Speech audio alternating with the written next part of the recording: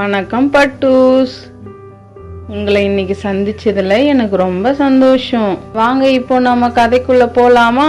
அது ஒரு காலத்துல ஒரு அடர்ந்த காட்டுல நடந்த கதை பட்டூஸ்.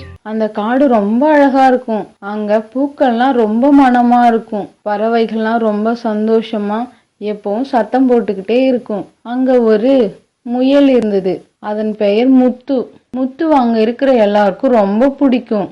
ஏன்னா முத்து யார்கிட்டயும் பொய் சொல்லாது, ரொம்ப உண்மையா நடந்துக்கும்.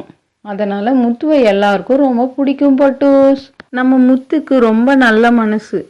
அங்க இருக்கிற எல்லா விலங்குங்க கிட்டயும் ரொம்ப அன்பா நடந்துக்கும். ஆனா அந்த காட்டுல இருக்கிற நரிக்கு மட்டும் நம்ம முத்துவை பிடிக்கவே பிடிக்காது. முத்து ரொம்ப நேர்மையா இருக்கிறதுனால அந்த நரி கேலி பண்ணிக்கிட்டே இருக்கும். ஒரு நாள் இப்படி முத்துவை சொல்லி கேலி பண்ணுச்சு. நீ ரொம்ப நேர்மையா இருந்தா இந்த உலகத்துல வாழவே முடியாது, ரொம்ப கஷ்டம் அப்படின்னு சிரிச்சுக்கிட்டே முத்துவை கேலி பண்ணுச்சு. ஒரு நாள் காலையில நம்ம முத்து உணவு தேடி காட்டை சுத்தி வந்துகிட்டு இருந்தது. அப்போ ஒரு பெரிய மரத்துக்கு கீழே ஒரு தோல் பை கிடந்தது.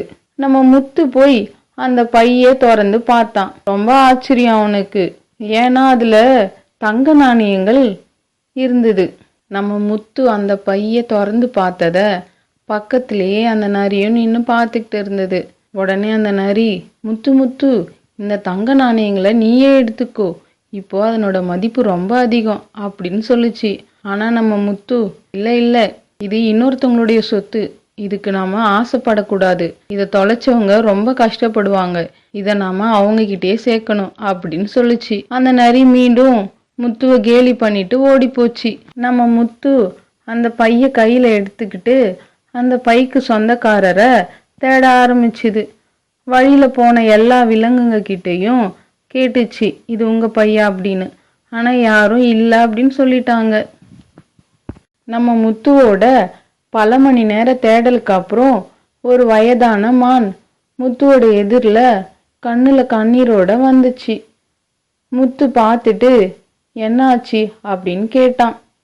உடனே அந்த வயதான மான், நான் என் குடும்பத்துக்காக பல வருஷங்களா தங்க நாணயம் சேமிச்சு வச்சேன், ஆனா அந்த பை இப்போ காணாம போயிடுச்சு அப்படின்னு சொல்லி கண்ணீர் விட்டது. உடனே நம்ம முத்து அந்த மான் கிட்ட அந்த பையோட அடையாளங்களை கேட்டுச்சு. அதனோட கலர், உருவம் எல்லாத்தையும் கேட்டுச்சு. அந்த மானும் சரியா சொல்லுச்சு. நம்ம முத்து அந்த பையை எடுத்து மான் கிட்ட காட்டுச்சு. மானுக்கு ரொம்ப சந்தோஷம். ஆமா, இதுதான் என்னோட பை அப்படின்னு சொல்லி ரொம்ப சந்தோஷப்பட்டுச்சு. மானோட முகத்துல ரொம்ப சந்தோஷம். உடனே மான் நன்றிக்காக நம்ம முயலுக்கு கொஞ்சம் நாணயங்களை கொடுத்துச்சு. ஆனா நம்ம முத்து, இல்லை இல்லை, இது உங்களுடைய பொருள், உங்களுக்கு தான் சொந்தமானது, இதுக்கு எனக்கு எதுக்கு பரிசு, வேண்டாம் அப்படின்னு சொல்லிடுச்சு. நம்ம முத்து செஞ்ச இந்த விஷயம் அந்த காடு ஃபுல்லா பரவுச்சு. ராஜாவுக்கும் தெரிஞ்சுது. உடனே நம்ம காட்டுடைய ராஜா சிங்கம் முத்துவை அழைச்சி எல்லா விலங்குகளையும் கூப்பிட்டு முத்துவை பாராட்டினாங்க. நம்ம காட்டுடைய தங்கமான மனசு உள்ள முத்துவால தான் நம்ம காட்டுக்கே பெருமை அப்படின்னு சொல்லி முத்துவை பாராட்டி பேசினாங்க.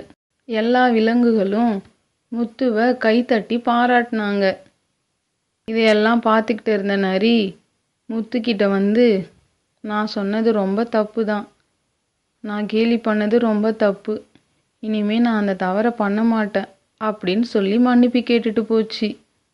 நீ செஞ்ச இந்த செயல் செல்வத்தை விட ரொம்ப பெரியது அப்படின்னு நரி முத்துக்கிட்ட சொல்லுச்சு.